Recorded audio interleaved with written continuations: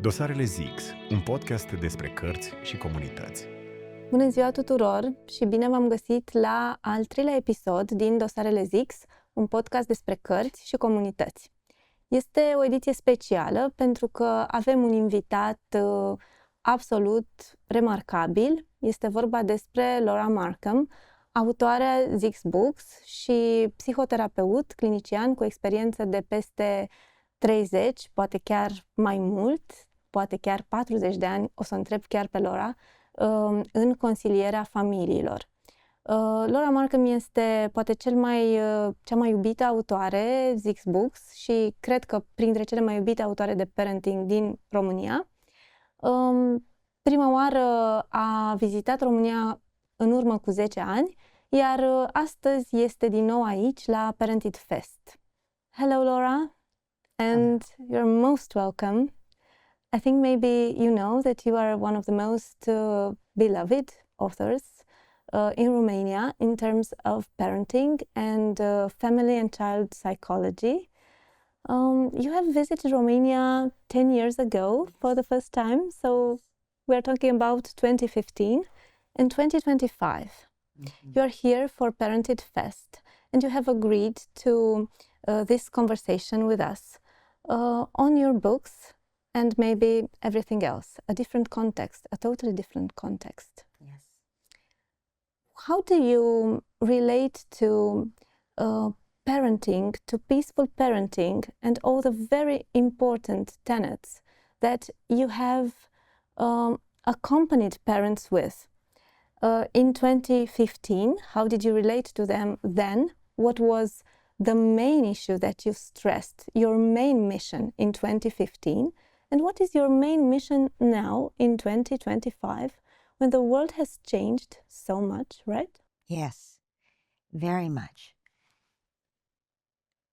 I think in 2015, we were still at the beginning of peaceful parenting, and parents had learned to threaten children to get them to behave. And the conversation then was much more about how to help children want to behave without being threatened or punished. I would say now, a lot of that work is done, but parents are more stressed than ever, and phones have taken over all of our lives, and parents often don't connect with their children the way that the child needs. So I think my message today is about connection. It is the only way that children will behave, but it also is what children need to be emotionally healthy, to thrive. Children need that connection with their parents. And I think for parents who are more stressed than ever and who have a phone, a device all the time, asking for their attention, it is very hard to connect with a child the way the child needs. And even with babies, when you know, we have a new generation of parents who didn't have children 10 years ago. Some of those parents, they have a crying baby or a toddler, and to calm the baby down, they pull out their device, and the baby calms down, stops crying. But we know that neurologically speaking, the way a child learns to calm themselves is to be co-regulated with the parent. When you put the device, there's no co-regulation. The device is distraction only. And so we have a whole generation of babies and toddlers and preschoolers who are growing up without the neurological wiring to calm themselves down. Instead, they're learning to use a device to distract from their feelings. So I'm so happy that ZYX has printed Peaceful Parent, Happy Kids and Peaceful Parent, Happy Siblings, and especially the workbook, because this is the book that is so popular in the United States that helps parents to manage their stress, that helps parents to manage their own triggers, that helps parents to calm themselves down and to connect. It gives them easy ways to connect with their child and to help their child with big emotions. You know, I wrote this book because parents were telling me always that they love Peaceful Parent, Happy Kids, but sometimes they found it hard to calm themselves down and to connect with their child and to help their child with emotions. So this book is how to do it. It's it helps the parent actually make progress toward becoming the parent they want to be.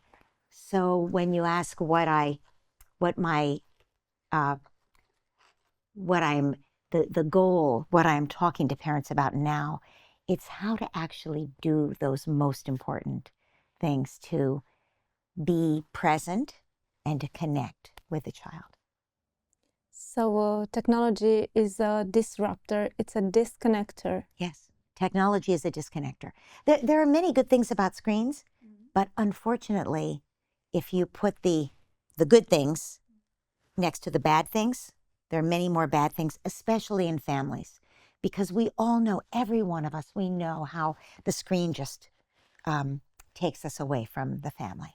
Do you have any practical advice on this? What should we do? Because parenting opinions are quite divided. Some of them say, and I totally agree, but it's impossible to do in the real world, cut them off. Of course we would, but then we cannot work because some of us do work on our phones. Yes, of course. Also, we cannot cut the kids totally from their peers. That's also a problem of social integration and belonging. And the other extreme is just let them, because they will at some point learn how to stop themselves, which I'm not sure that we as adults know how to do. So what do you think about it? But in a very practical way, as you always do, because your advice, what I think we all love about your advice and your books is that they're very practical. They have a very strong theoretical base and they're scientifically based, but the advice is very practical for our everyday lives. Yes. Well, the scientific base for technology, about technology, is that if you ask adults, we don't know how to manage ourselves with devices, with phones. We don't. Most adults, if there is a phone near us, we'll be talking, but we're always looking at the phone, right? Yeah. And the research on this is that children do not learn, they don't teach themselves later to manage it. Children actually, their brains are not finished yet. Their prefrontal cortex is not finished until they're in their early 20s. So the prefrontal cortex is what handles self-discipline, managing ourselves. And if you give a child something that disrupts the brain function, the brain will adapt around it. The brain adapts as it grows, as it shapes. It will shape around any repeated experience. You have a child who grows up in a war zone, their brain is going to be very reactive and quick to be safe. You have a child who grows up with parents who love them and connect with them, that brain is going to be loving and connecting. You have a brain that grows up with a device, it's going to always be oriented toward devices, right? So we know that the longer you wait to introduce screens, the better.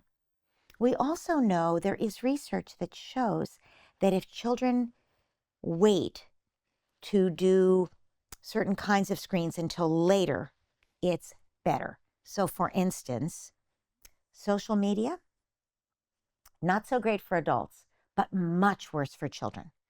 Social media for adults, we know social media, oh, did I get any likes? Social media is it makes us feel inadequate as adults. It is designed to make us spend time on the platform, because that's how the social media producers make money. So it is designed to keep us hooked, to keep us coming back. Likes, right? Streaks, do I have a streak? So that's not easy on adults, but it's much better than on a 12-year-old. A 12 or 13-year-old, their brain is changing to orient toward the peer group. We know teenagers are very oriented to the peer group. That's biologically designed. It is part of how humans make progress. Teenagers stop looking to adults so much, and they look at the peer group, and they begin to think in new ways outside the box. That's wonderful for humans to make progress. However, when you add social media, and a 12 or 13 or 14-year-old is like, do I have likes? Suddenly their judgment is not so good, and everything in their development is oriented toward the device, and their brain is shaped differently. So we know that the longer you wait for social media, that is the worst. Social media is the worst, the number one risk. So people give their 11 or 12-year-old a smartphone with social media on it. We see there's no question about the research. The research is very clear.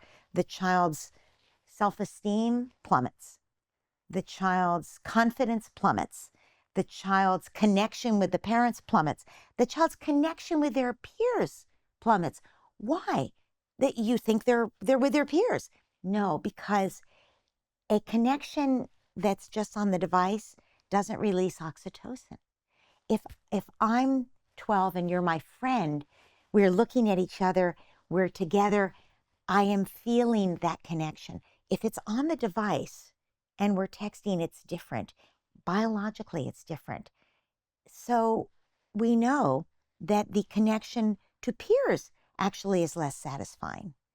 For when kids become exposed to devices. So we know that social media should be delayed. It's the number one risk. The second risk is games. Games are okay. Even for younger kids, meaning an 8-year-old, games are okay, but they are also designed to be addictive. And some games, multiplayer games, are set up so that children engage with someone else who they think is a child, but might not be. I've heard many stories from parents about their children, boys usually, a 10-year-old boy who's allowed to play the game for the first time. He's so excited, but he's playing with adult men who criticize him and bully him and swear at him and use nasty language to him. And the 10 or 11 or 12-year-old boy just begins to cry because he's being treated so badly.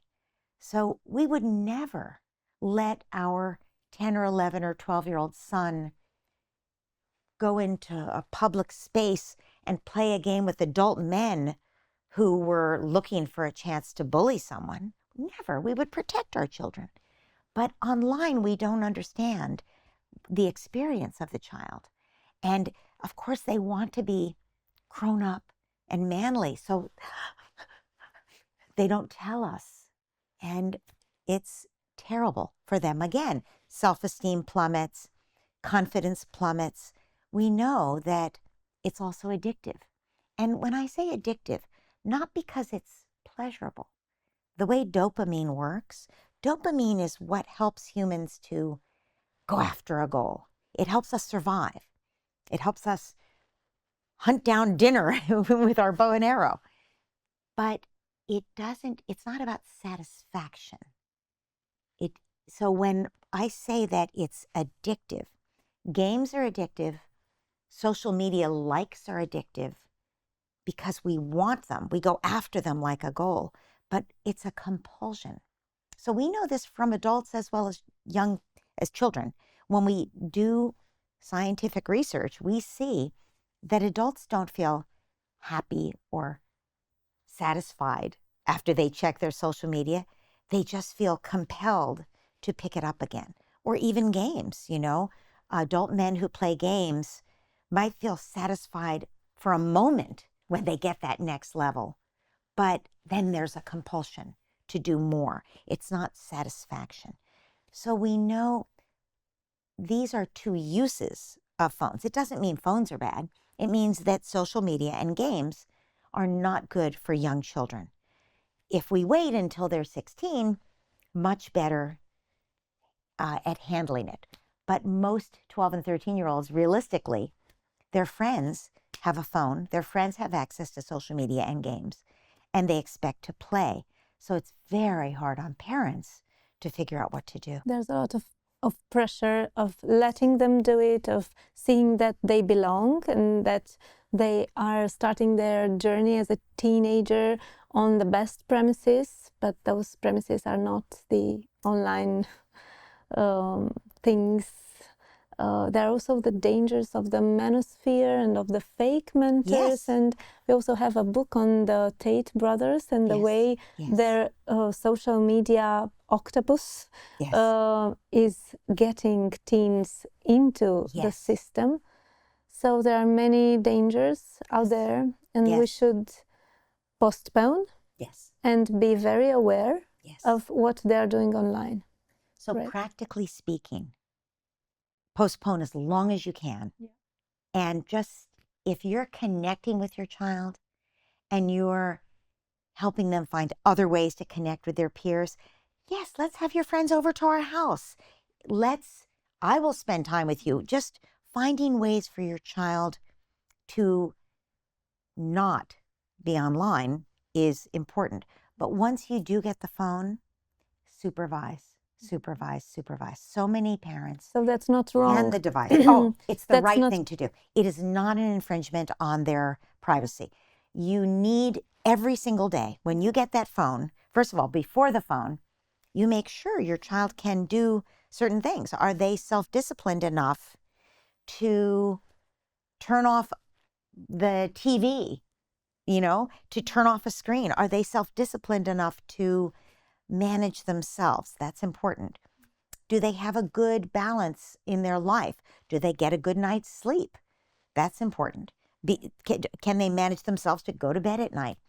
And then when you do get the phone does not go into their bedroom overnight. The phone plugs in over there by the front door in a basket. It does not go into their bedroom overnight. No one's phone should be in their bedroom overnight. There's research that we all sleep better when there's no phone. And supervise every single day. So when your child comes home, here, sit with me. Let's look at what happened on your phone today. Show me. You look at every interaction. How did that make you feel? You're not lecturing. Oh, don't do that. You're asking. So your friend wrote this to you. What do you think?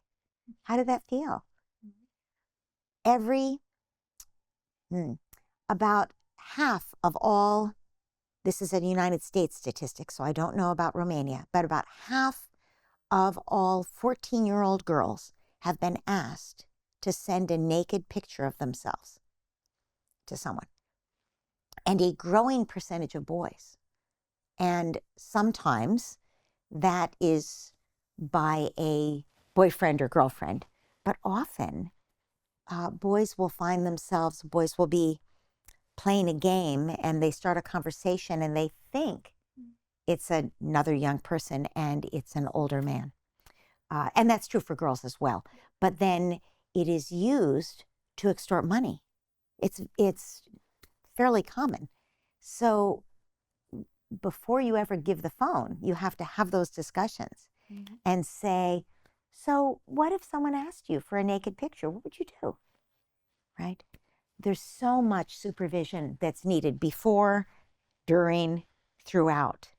That's great practical advice, to postpone, to check. And always know where your child is in this very complicated equation of social media, if he or she is there, which it would be better not to be. Yes. Until later in life.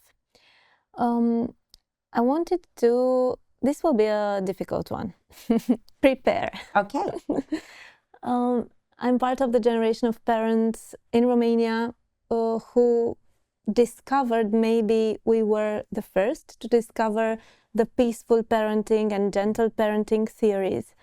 And they resonated deeply with us. And I think there's a good percentage of parents in my generation who really tried to raise their kids in this spirit and to shift their entire perspective on the world, on the family, on society, in order to be able to raise a kid in this spirit, which was very different from what came before. We really tried, and I think in some way, in some percentage, all of us made a small step forward. I strongly believe it's a step forward. But then, kids have grown. They went to school. Maybe already some of them went to high school. And you keep hearing these things like they don't have enough resilience because they were raised without forceful limits, without control. They are the snowflake generation. This is something that really hurts me because I think there is something true about it. And yes, they have a different kind of resilience and they have a different way of approaching challenges. And maybe you can talk to us about this a little. What about this snowflake generation thing? Do you think it's true? I think that more happened than just peaceful parenting. So I don't know about Romania, but I do know that in the United States and in much of the world, at the same time, children were not allowed to play outside and to take risks. They were protected. So you tell me if it's the same here, but children would come home. Instead of going outside and playing, there was no one at home. Moms were working. So they would have to stay inside, or they would stay longer at school and be picked up later. Yeah, definitely. It's the same. Yes. So they were not, when I grew up, children could go outside, they could play. I went down to the creek in back of our apartment building and played with my brothers and the other neighborhood kids. And we built dams in the water and we got muddy. There were no adults around at all. Yeah. None. That's a big difference. Yes. And we were completely, if someone disagreed about what to do in a game, we would have to work it out. If someone bigger said, no, get out of my way, I would have to figure out what to do to stick up for myself or to back off. And, I think it is well established that autonomous play without a lot of supervision creates resilience. And even that somewhat risky play. I was speaking with one mom. I said, do your children use screens a lot? And she said, no.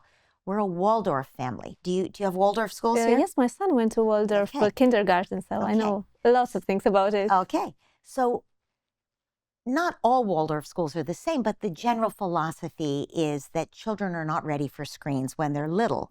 So she said, oh no, she had 3 boys. She said, my kids are out on their skateboards doing risky things. They go down steps and they're always doing risky things.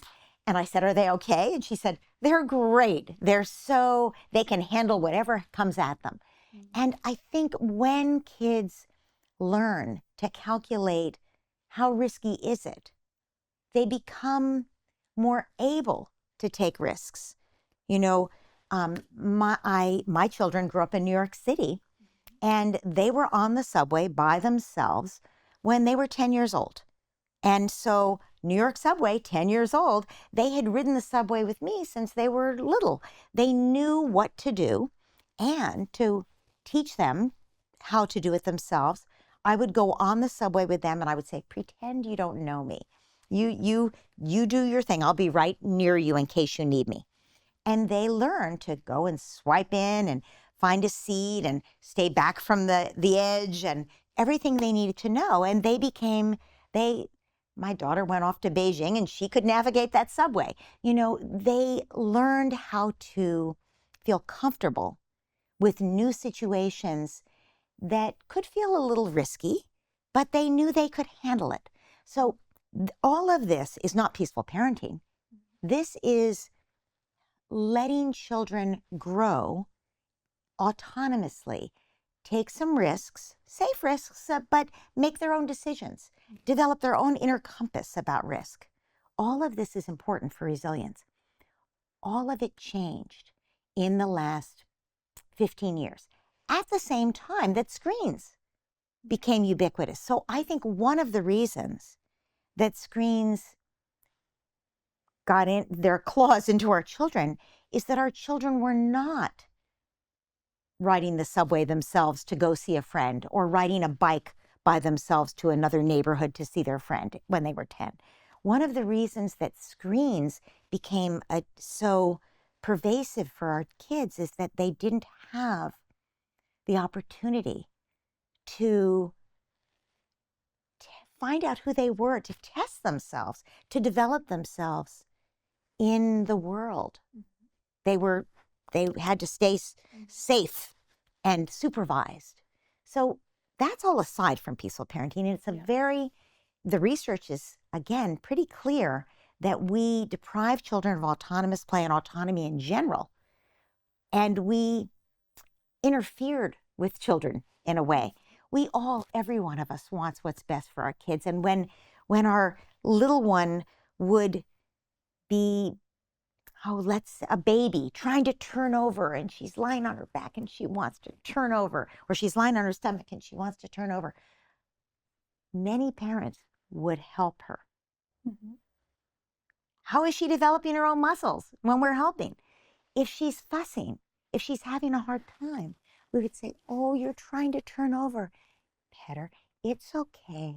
It's okay. I'm right here. You can do this. And if she cries, of course we pick her up. But eventually, she learns to turn over herself. She develops the core of strength to do that. And all their lives, that's what they need from us. So some people think, oh, peaceful parenting means my child should never cry. No, peaceful parenting means we don't take our lack of peace out on our child. We don't do things based on our needs. We do it based on their need. So we calm ourselves first, and then we decide, we reconnect, oh, you can do this. And then we decide what's best for our child. Peaceful parenting does not mean, oh no, she's crying, quick, help her turn over, right? So I think sometimes people misunderstand what peaceful parenting is. Peaceful parenting is very clear. First, us, calm ourselves down so we get ourselves out of the way, our own needs. Second, connect. Third, coach. Coach means we help them to be their best selves. We help them to develop resilience. Coaching doesn't mean, oh, don't cry, right? These are basically the 3 sections of your most famous and most helpful, incredibly helpful book, Peaceful Parenting, Happy Kids. Is there anything in the book that now, after so much experience and after so many changes in the world, is there anything you would change, or you would leave every word as you wrote it? Well, every word in this book I would leave as I wrote it.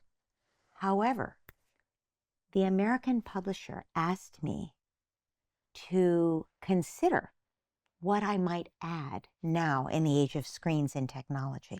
Maybe another book? Could you add another book? They have asked me to revise this one by adding. So I have added for the American publisher. The new version will come out next year. Okay. I have added information on resilience, on anxiety, because there's an anxiety epidemic, Yes. on screens, That's amazing. on play, oh, and on co-regulation, which is very important for parents to understand in this age of technology. The basis of Yes, everything. yes.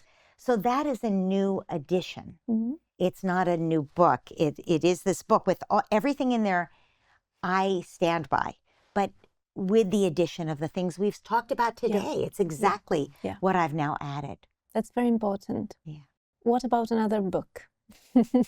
I have to ask this in the name of so many people who are asking me almost every month. So I have to. I might do a book on connection in the age of technology. Connection and parenting for connection also means parenting for resilience. So I'm trying to decide, is it resilience in the age of technology, or is it connection, which is the foundation of resilience? It sounds so necessary to me. Yeah. And I hope you write it, I don't know, as soon as possible so that we can maybe still take advantage of the little time that's left for us, the ones who have been following you since the beginning. Laura, this is the book on siblings, not only in Romania, but also in the United States. I think it's the same. Everybody, all the parents ask me about it because they know about, do you have that book on siblings? It is that book. Now, I know that tomorrow you will have a talk on siblings in a Parented Festival. So I'm not asking you to give out a lot about what you're going to stress tomorrow. And also, I have a question. As someone who does not have, I have an only child, so I can ask this question without feeling guilty or bad. What if you're a parent who has 2 or more kids, and you can more easily connect, because we are always speaking about connection as the basis of this relationship. What if you can connect more easily to one of them or to 2 of them, but not to all of them in the same way? Because their personalities may be sometimes very different from yours, or the context, your own context as a parent may be different from one child to another. And then this makes relating and connecting easier with one child, and the sibling may feel this. Many parents have this problem. What do you do? Yes, it is a very common question from parents, because many parents have felt this and they feel guilty because the child will feel it. The child will notice that you have an easy camaraderie with their sibling compared to how it feels with them. And let's consider that child's experience. Their experience isn't that the parent's having a hard time. Their experience is that they're not good enough, right? They're not good enough to inspire their parent to connect with them. So it becomes a very important thing to address. Not to feel guilty about. Guilt doesn't help us. But to use the guilt to notice, oh, yes, I felt this little twinge that I was connecting warmly to this child, and I saw the other child's face, and I realized. So use that. Don't beat yourself up. Don't say, oh, I'm a terrible mother. Say, okay, what can I do here to make things different between us? How can I grow this relationship? Because if you signed on for more than one child, you signed on for whatever you get. You signed on for this, and you signed on for this. And so it's our job as parents to show up for this child in whatever way is going to help that child to connect. So it's going to take extra work. This is easy. Oh, this is easy, right? But this child might take some extra work and be a different kind of connection. but we can still find a way to delight in that child. We might delight in this child easily. This child, we might have to work a little harder to find the things we delight in. But we can delight in this child also. And we can find what we enjoy about them. How do we practically work on it? Okay, here's some examples. Yeah. Let's say that your daughter, very easy, you go shopping together, you cook together, you just have ways, you laugh together, it's easy. Let's say your son, it's harder to find ways to connect. So you need to find what he likes and do it with him and let him teach you. So let's say he likes Football. I am not interested in football, but he likes football. So I get him to teach me. What is offsides? What is, why do you like Manchester United? What is it? Oh, so when you're playing this position, how come you don't make goals? Oh, you send the ball here and this person makes the goal. Aha. And why did you pass to him instead of to that person? Just ask questions. Your child will feel your interest and will feel that they are the source of the information for you and that they are inspiring your interest. Your child will feel they're inspiring your interest and they're inspiring you to want to connect. Mm-hmm. Real curiosity might help. Yes. To be truly curious about it, Yes. about that topic that does not interest you naturally, let's say. Yes. And I think we know that delighting in your child is the most important thing. That means we see who they are, and it might be very different from us, but we see who they are and we appreciate it. And they feel that appreciation. This is a very, very important and very beautiful idea. And we have this little habit of filing 1 or 2 ideas in this hour of podcast every time. And I think this time this is an idea that I would file because the name of the podcast is Dosarele ZYX, means the ZYX files, like the X-Files, a little pun on the word. Yes. And delighting in your child. Yeah. That is very important, very beautiful and fundamental, I think, for both our lives, the parent and the child. Yes.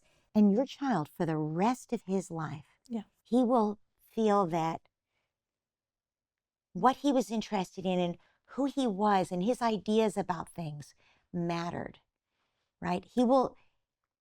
My daughter once said to me, when you would ask me questions like that, I decided that what I thought mattered.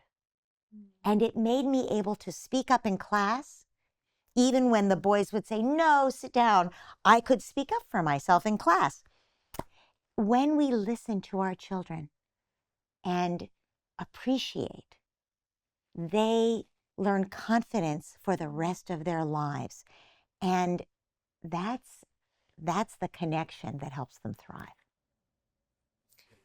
The world is not an ideal place, and families are also not ideal most of the time. Yes. We're human. Less than ideal, I would say. Yes.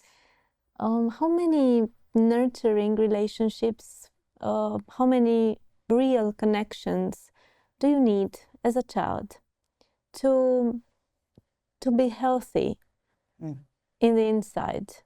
Is one enough? One relationship? Yes. So, we have research on this. Great. 1 is enough. 2 is better. 3 is better. So, and the reason is this.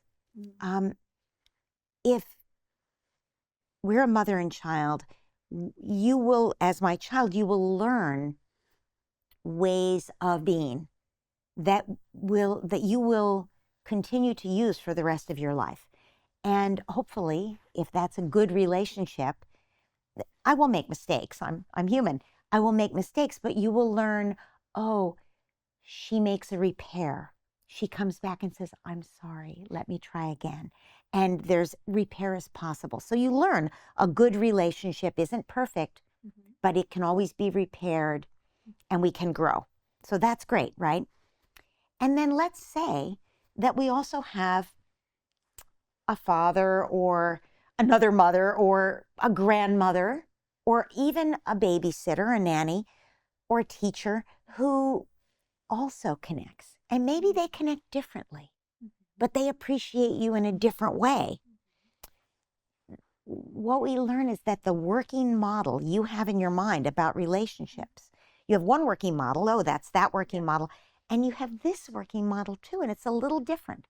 Now, as a grown-up, as an adult in the world, you meet someone, a best friend, a love interest, you meet them and this working model might click in, or maybe this working model. If you have a father and he relates to you in a way that appreciates your intellect as well as your liveliness and your beauty, then when you meet a man later, you might find that that working model kicks in. So and that he treats you well, right? As you were treated as a child in that working model. So having more than one working model has been proven to be, to add more resilience. It does, it adds more resilience. But, in fact, let's say that other parent, not a very good parent. Let's say that other parent does not treat you well. Better not to be there, in fact, better that they have this one good relationship, even if they still see the other parent some. If they come home from visitation, let's say there's a divorce, they come home and they cry and they say, I didn't like it when this happened. If the parent who is there can say, oh, I understand, that was hard, that was hard. It sounds like you didn't feel like anyone was listening to you. Just to help that child cope with whatever happened. That one good relationship is enough to process the difficulty. Sometimes there's a death in the family. And again, will that child be okay? Yes. If they have one parent who is able to help them process it. So the answer is both. Your question was, is one enough? Yes, one is enough. But two is better. More working models are better. If you have grandma, number 3, that's also, the grandmother is a different working model. So the more different positive relationships you have, the better in that sense. You're learning different ways of being in human connection in a positive way. I'm thinking about my colleagues at the publishing house. Some of them have worked on your books and we have a lot of talks about them. And they're young moms. They are in their 20s. They have a 2-year-old and a job and their own ambitions to, I don't know, maybe write poetry or paint or do whatever it was that flamed them before the child. And they are in this complicated context in which the family is just developing and you are finding out things about yourself, about the patterns that you grew up with, how you were raised, and maybe you want to make a big difference to not do what they did, and you position yourself in a perfect opposition to what they did. There is a shift of paradigm and it is very important that it is happening. But it's also very difficult for these women who are usually the first in a family to say, I want to do things differently, you know. And maybe the father is not there sometimes physically or maybe emotionally, or maybe he's only a step behind, but that step feels like 100 steps behind sometimes. And the parents are most of the time far away or unavailable, or available but at a great cost, a great emotional cost, because they are from a totally different world, and they have a way different way of thinking. And these women they feel like the world is on their shoulders, and they feel a lot of pressure and stress and emotional pain and loneliness sometimes.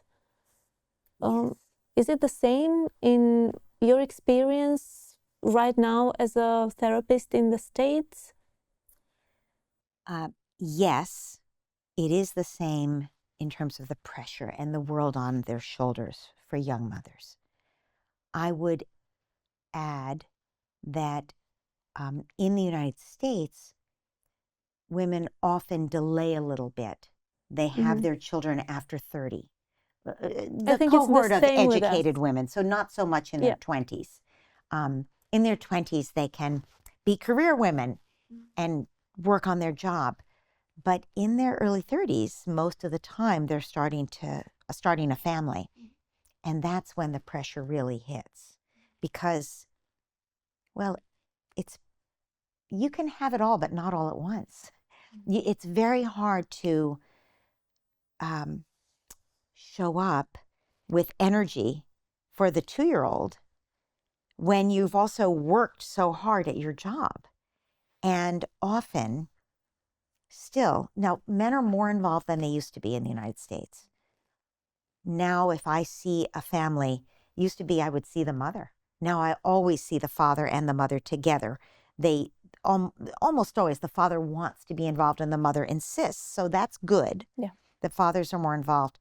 But I would say if you ask mothers, they all say, every one of them will say that the more weight is on them. They're the ones arranging the daycare or the nanny. They're the ones arranging the play date for the child, the pediatrician appointment. The meals. Yes. They know, he doesn't like his eggs that way. He likes them this way. They know. And nobody else does. That's right. That's right. Because they're there on the front line. Yeah. So that is a lot of pressure.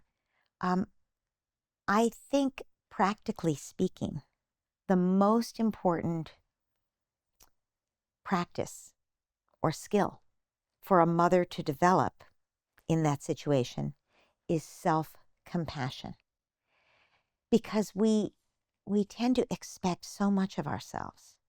And this young mother we're describing, she is ambitious and she wants the things she's always wanted to do. She's got ideas for her job, and she always wanted to be a novelist before she went into publishing. She has prepared for that. Yes. She was somehow raised for that. She went to school, she studied hard, she searched for her talents, for herself, for what she wants to do.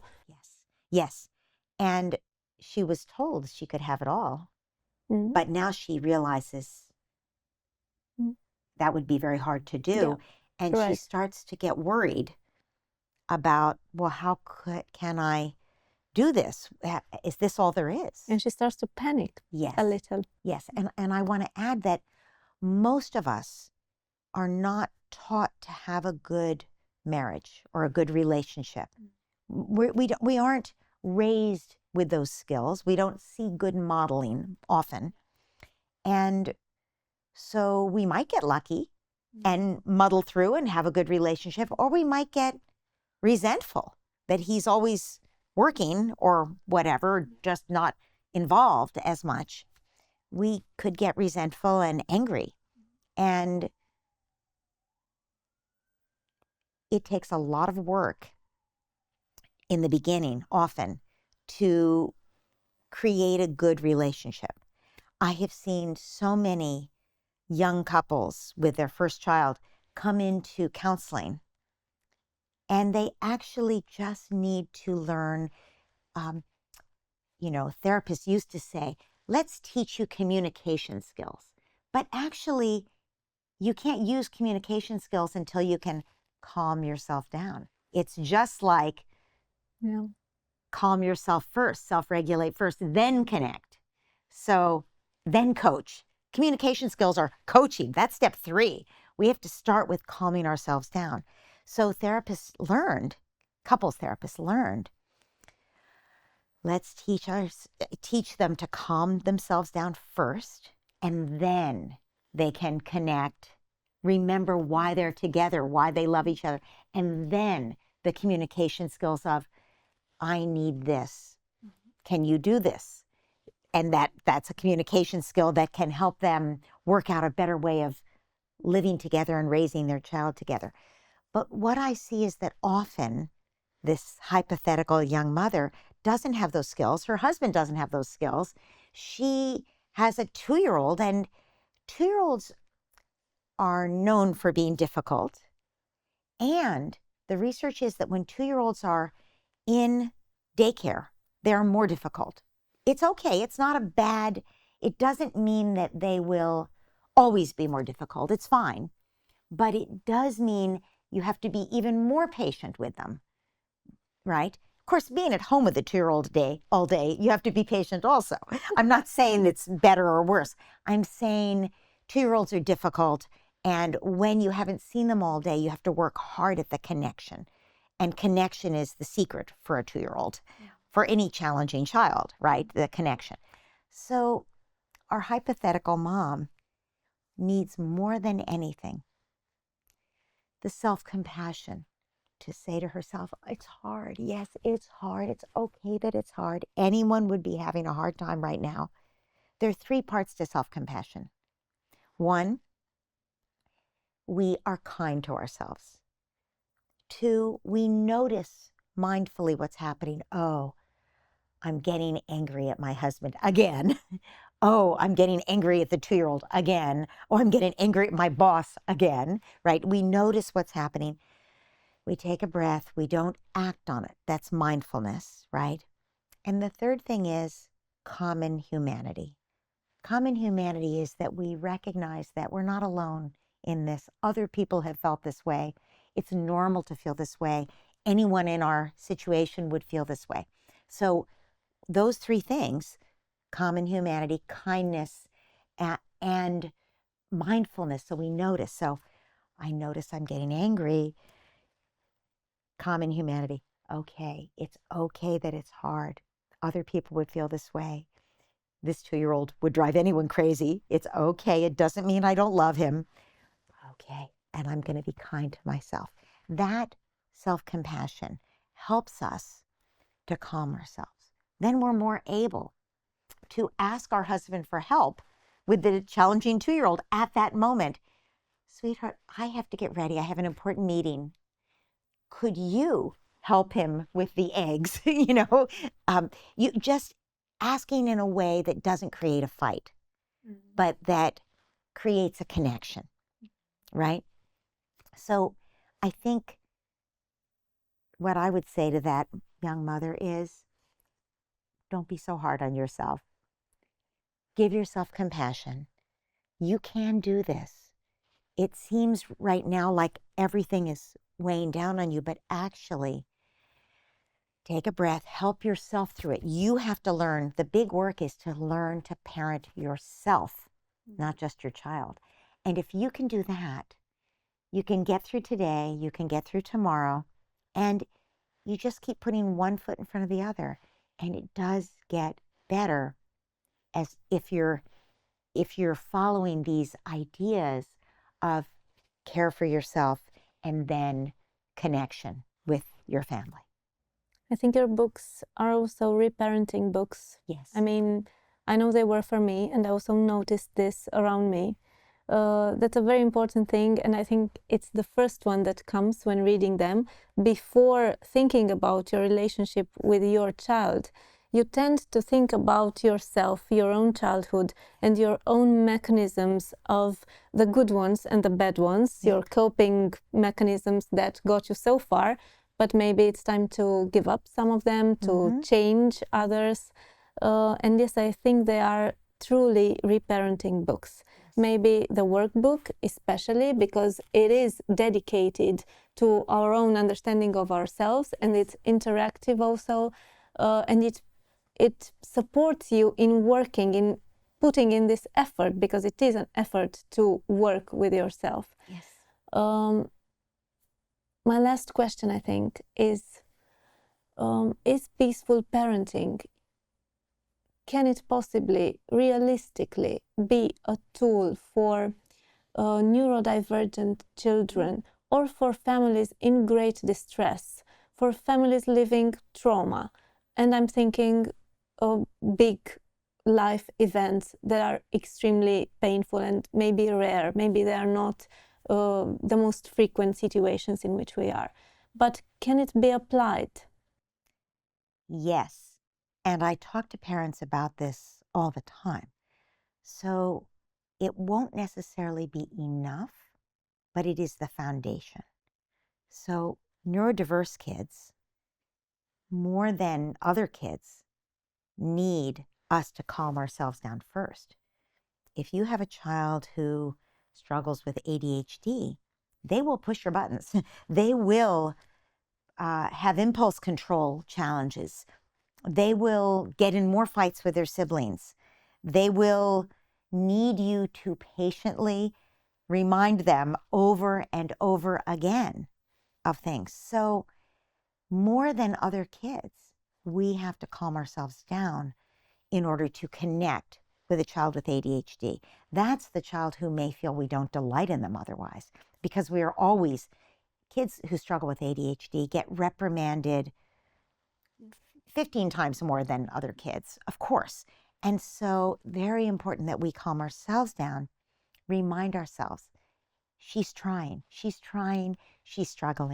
It's okay, sweetheart, remember.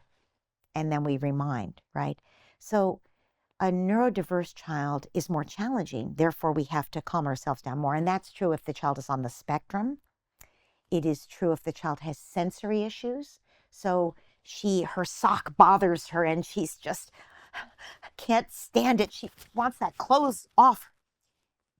We can calm ourselves down and then we can tend to the problem. We can connect and tend to the problem. It is the foundation. And I have a membership of parents who come and ask me questions at my office hours.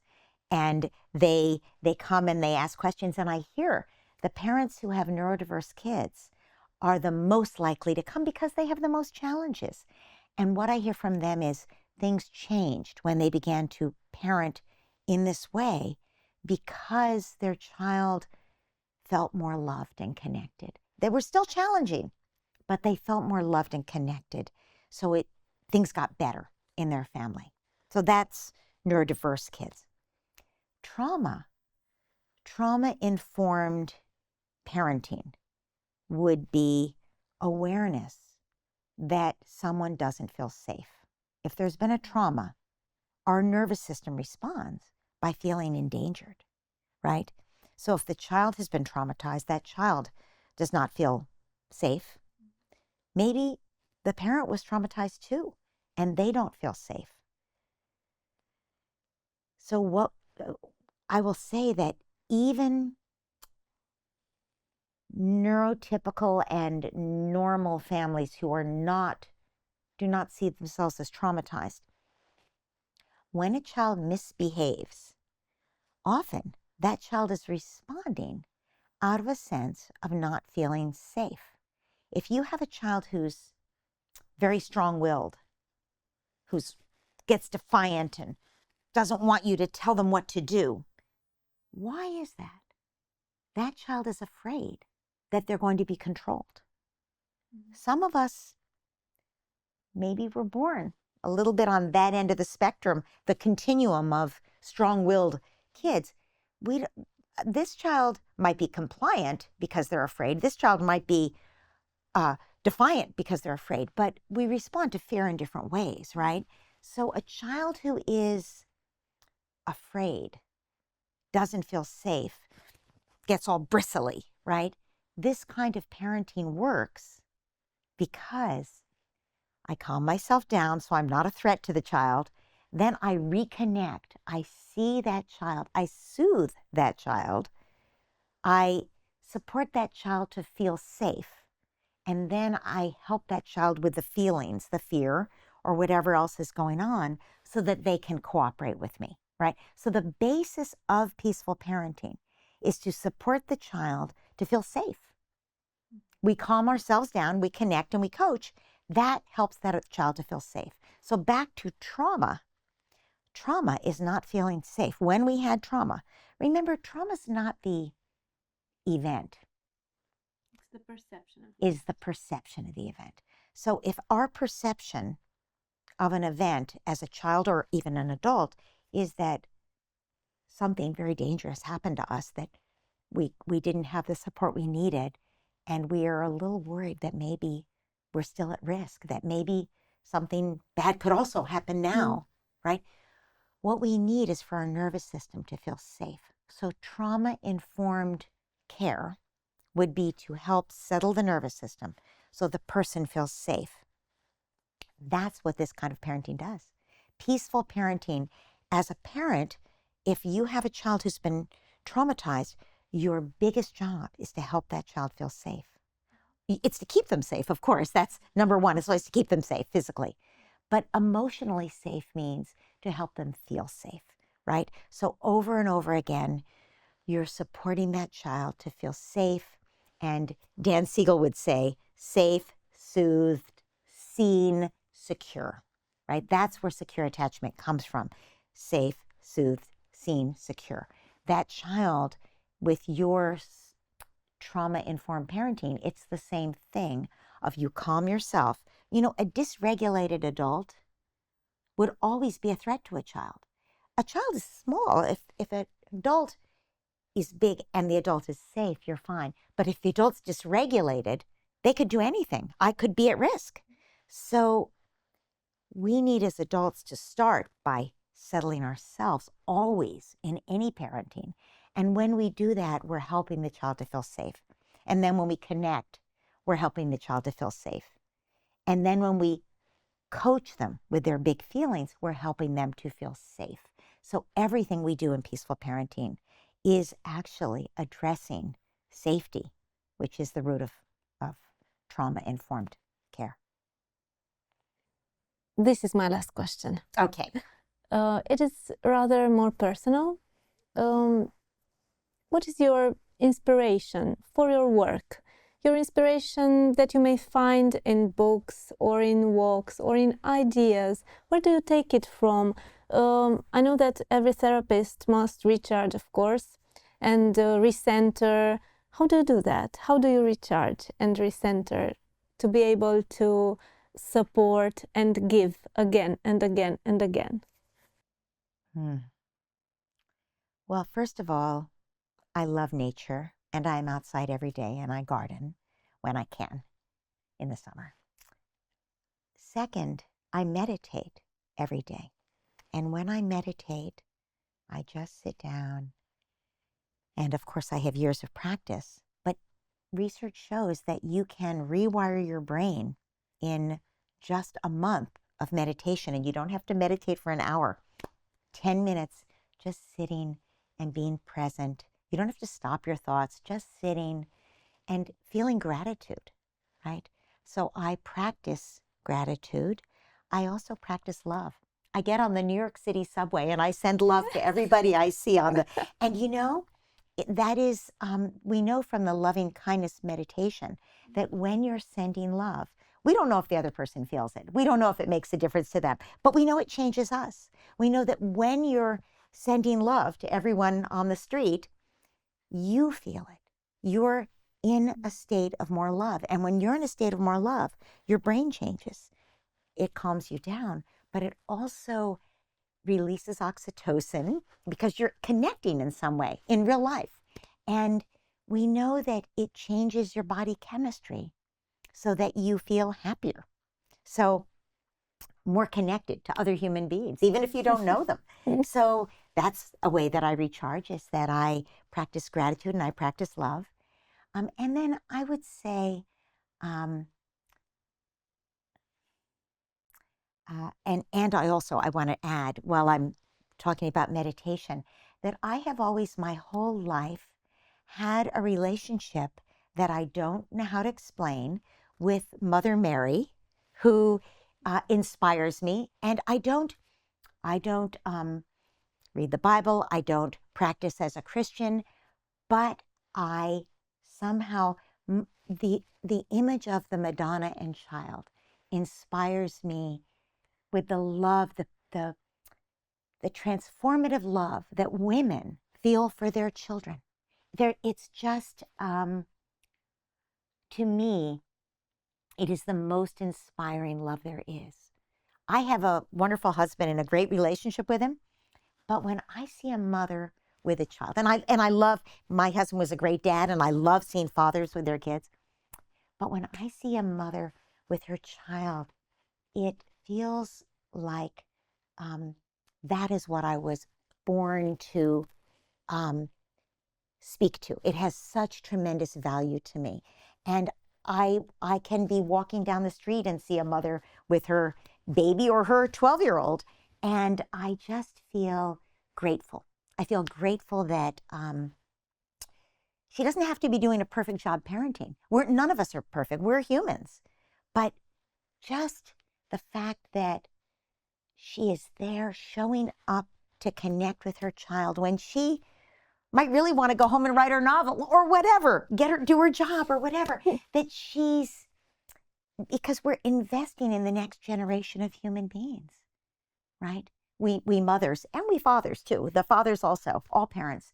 But when you ask what inspires me, I would say it is that it is watching real parents show up even when life is hard and do their best. Thank you, Laura. Those were very, very kind and brave words, and very inspiring, because we are living now in a world that I feel is becoming more and more divided and disconnected. Yes. Although we are speaking so much of connection, and we have been trying for so many decades now to change things, I think the world is growing more divided, but this makes these words even more important. So thank you very much for writing these books, for being here, for talking to us, and for being a very nurturing presence for the Romanian public, which I can assure you really reads you and loves you. So thank you. I'm honored. We are honored too.